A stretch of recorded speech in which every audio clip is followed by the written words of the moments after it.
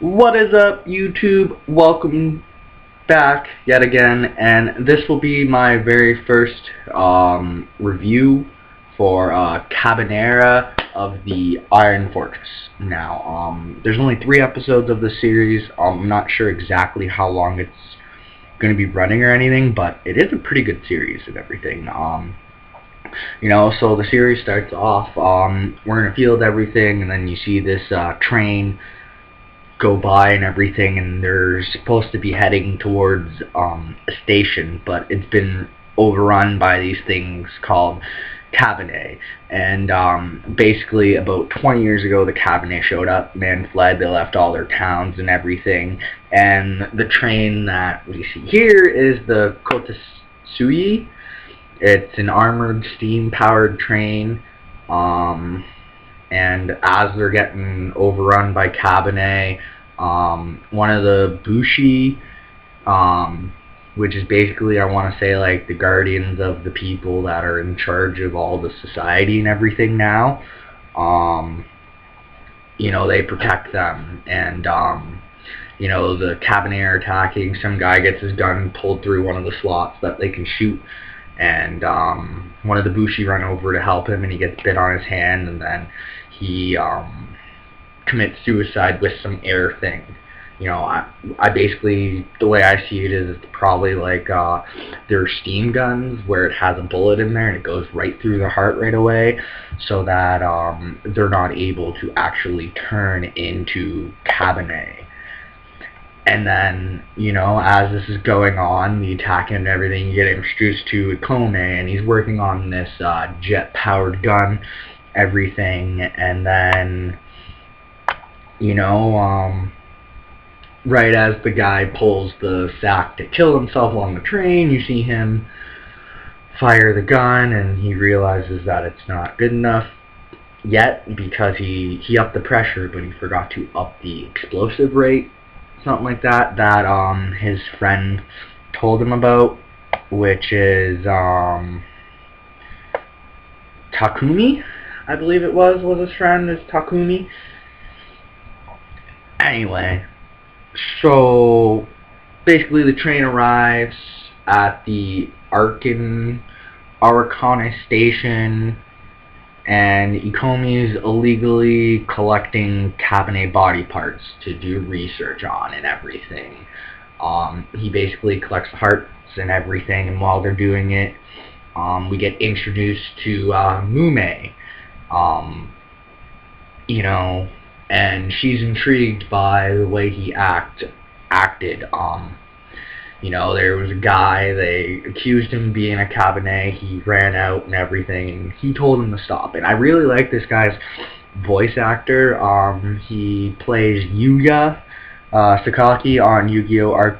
Arc 5, and he's a really good voice actor. And just ignore that sound, that's my ferret breathing weird while he's sleeping, or choking on something. Are you okay over there? Okay, it stopped. Anyway, so while this is going on, Mume basically gets an interest in him because, most people are scared of Kabane.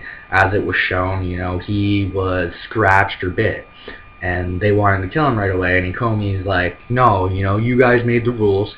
He's got to be locked up for 3 days for observations, and they end up pushing him away, and they see all the hearts that he's collected and everything, and the guy tries to run and they kill him, and then they grab Ikoma and everything and bring him to jail. But before that, we get introduced to Aomi Yomagari, who's the daughter of basically the guy who runs the place, and she brings her gun in there to get it fixed or something like that. And then the train comes in,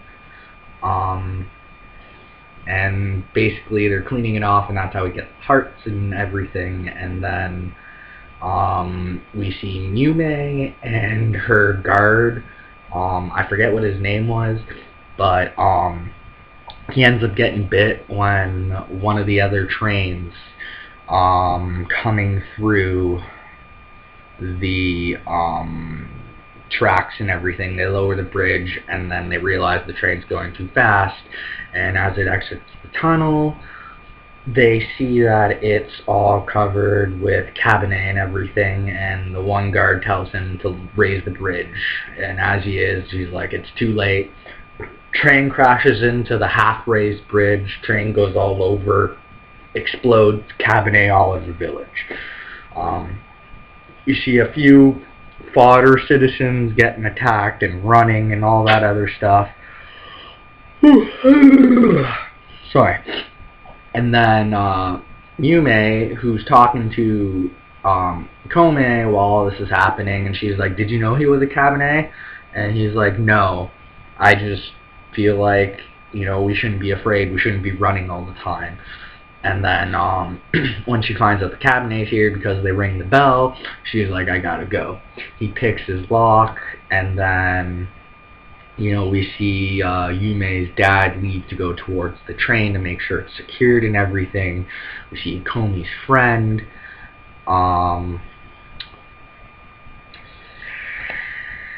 They're eating, and they're saying that he's stupid for talking to a bushai like that. So anyway, Ikoma picks his lock, he's running home, and then he sees his couple go, and then he pulls a knife out. So, you know, he knows the Kabane are attracted to blood, so he cuts his wrist to leave a blood trail to his apartment, or his house, or his shack, whatever he's living in, so that he could kill him with his newly improved gun, because now, obviously, he's upped the explosive rate instead of just the pressure. And, you know, he looks out the door and he realizes, he's like, oh, the Kabane took the bait. And he's sitting there waiting for it. And we can see the Kabane can carry weapons and everything. Basically what I think the Kabane are is, I kind of think it's like a zombie outbreak type thing. That's basically the way I would see it. And basically as he's waiting for the guy to come in, he jumps through the roof. He gets bit right here.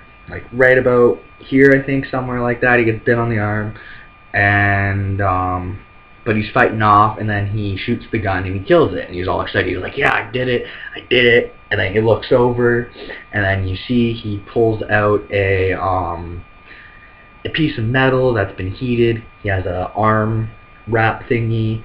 He puts the piece of metal there and he tightens it, and then he puts, man, I got the feels right here. The first time I watched this episode, I watched it a second time so I can give you guys this review of the first 3 episodes, but that was just painful. He stopped the blood flow from the bite to go to his brain by choking himself, and he had this rock, and he's looking at the rock and he on his hand, and he's saying, you know, I won't run again and everything. And we see a little flashback.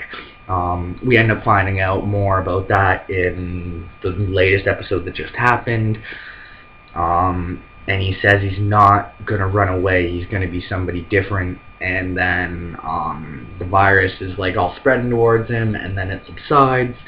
We go to Yume, whose guard had to kill himself, and as she's running through her tunnel and everything, there's a Kabane coming at her, and she spins with her samurai, whatever they're called. I don't know what those the wood sandals are, but she has like a blade on it, and she spin kicks and cuts the Kabane's head off.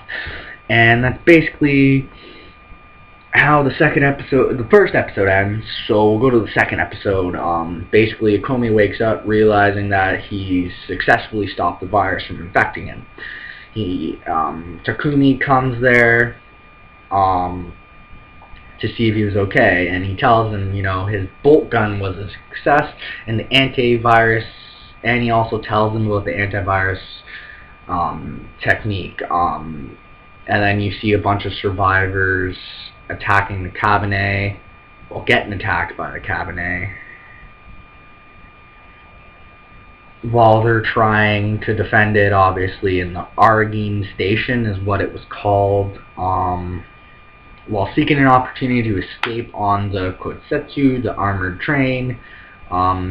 Yume arrives dressed in all her battle gear, and you know, she ends up saying like, "I'll give myself 100 seconds," and she goes and she starts killing them and everything because she leads the Kabane away, letting all the remaining citizens rush aboard the train. Meanwhile, while Ikoma and Takayumi attempt to board the train with his gun and everything, then a Kabane attacks the train and they defend it, and then he looks back after sending the Kabane off the train and they see his glowing heart and everything. So they're obviously thinking that he is actually a Kabane. But well, as we find out at the end of the episode, he's not a Kabane, he's a Kabanera, which is a person that is a half Kabane, half human and everything. And they're Yukina, who's basically the sole surviving apprentice for the steam train and everything. You know, she is, okay, you're not an apprentice, you're the engineer now, you're the one in charge of this. And they end up boarding the train and everything, and as they can't get the train to lower the bridge or something like that because there's a Kabane arm or something stuck and it's not letting the pole go into the hole underneath the train to activate it. So as they look back, they see oh my god, they see Ikoma fighting off the Kabane and everything, getting, you know, wrecked and everything, and he doesn't care. He just wants to save them and everything. You had the guy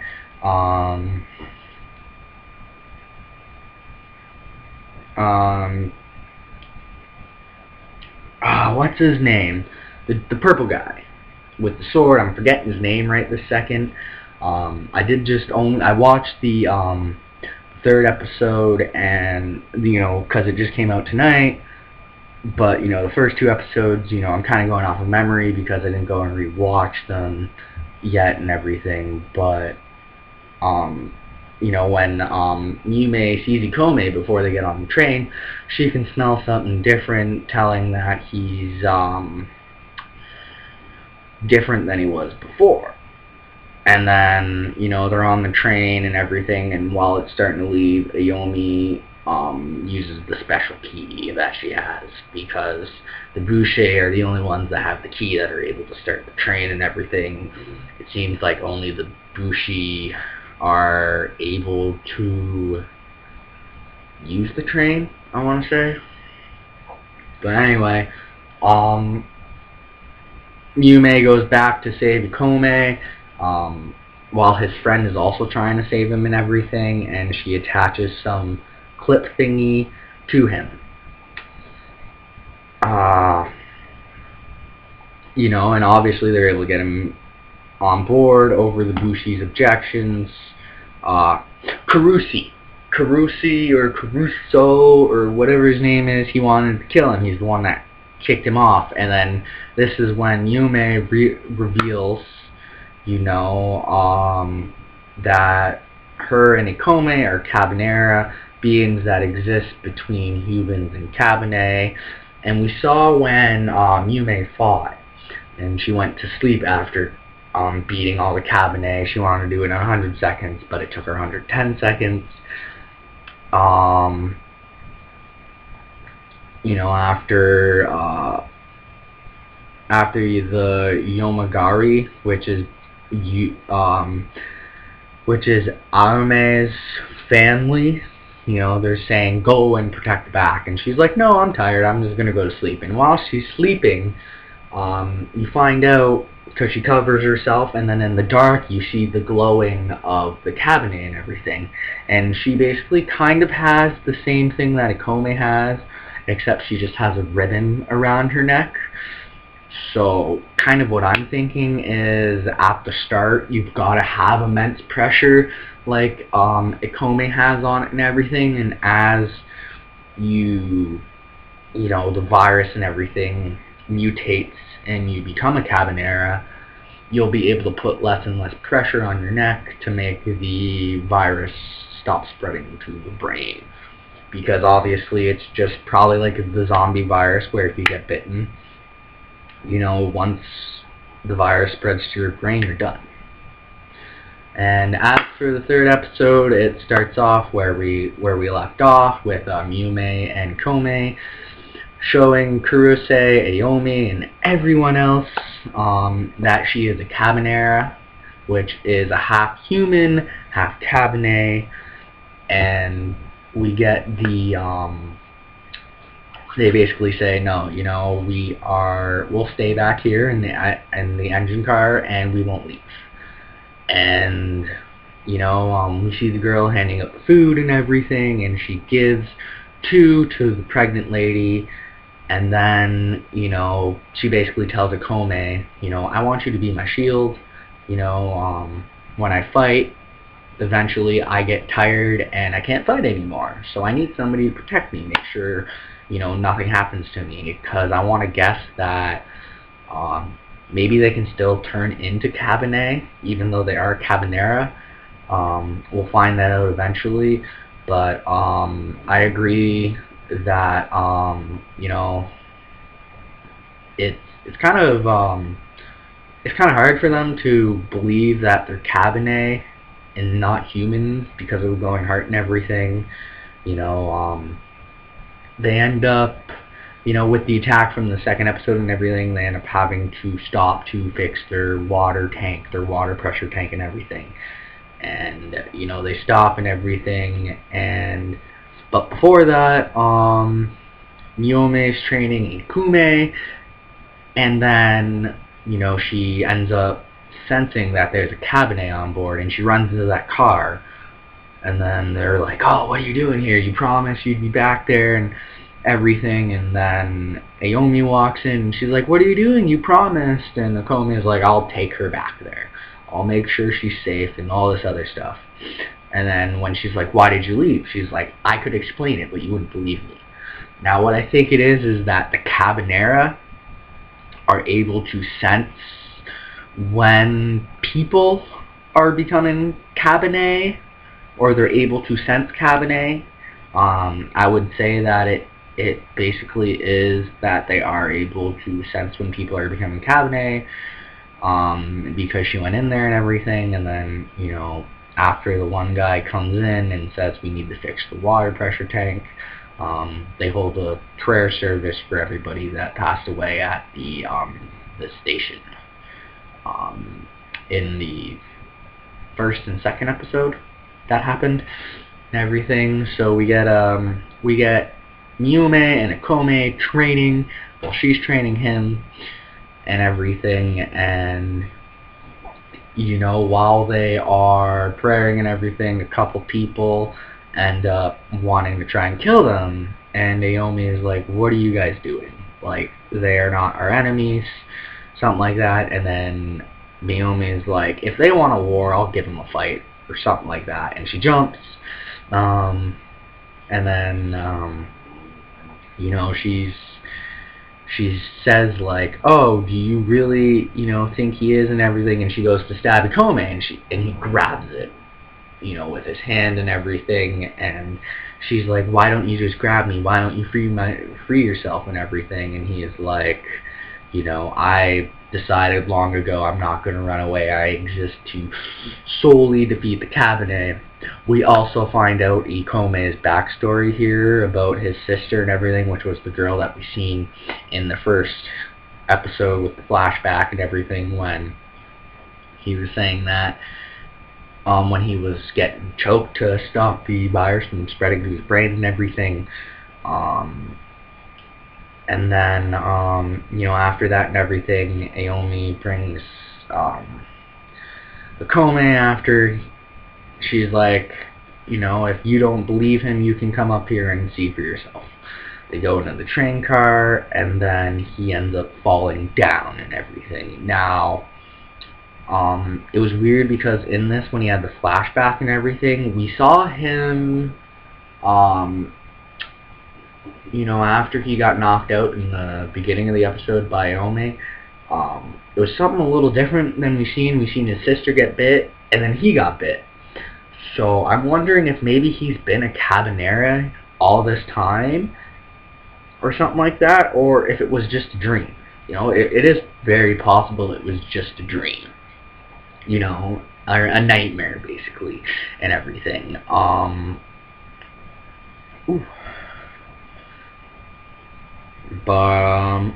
Yeah, that all happened.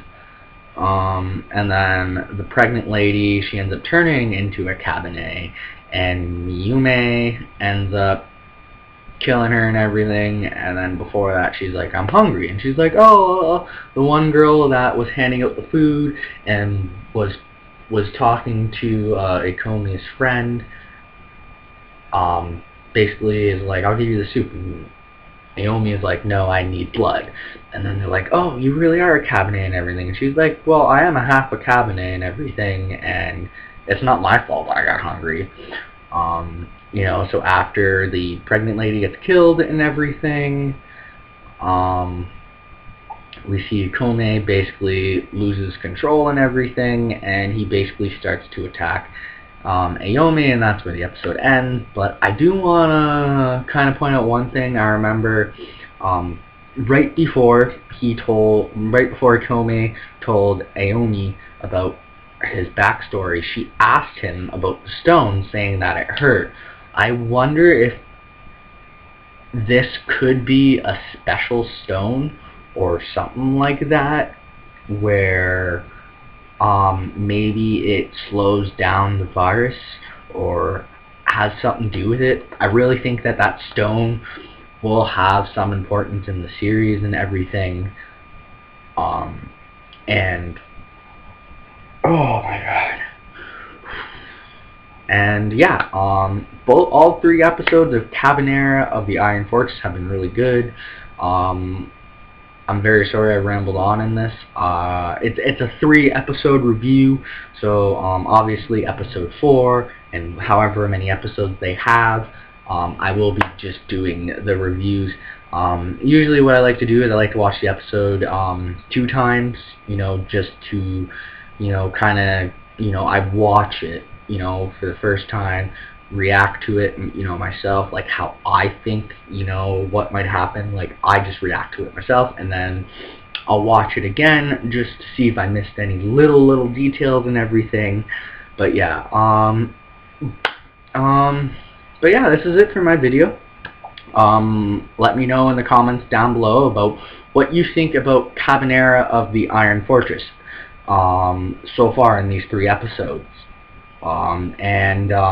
Also comment down below on what you thought about my video. Don't forget to like it if you liked my video, dislike it if you disliked my video. Let's keep it 100, people. I don't give a fuck. You liked it, you liked it. You didn't like it, you didn't like it. It is what it is. But yeah, anyway, I hope everybody here has a wonderful day. Currently right now I just woke up out of a dead sleep and I can't fall asleep. So I wanted to watch something. I seen Kabaneri of the Iron Fortress was up, the new episode, so I decided to do this review. And it is 5:42 in the morning right now, so I am going to get to bed because I am tired. And this has been Firefish Backhouse, signing off. As wonderful, everybody. I hope you, as wonderful, everybody. As always, everybody. You can tell I'm a little tired. But anyway, as always, everybody, I hope you guys have a wonderful day. I hope you like this video. Subscribe if you want to see all my other videos. Like, dislike, if you liked it or disliked it. Comment down below on what you think about the episode, what you thought about my video. And until next time, Firefish Backhouse signing out, saying bye-bye, everybody. Until next time.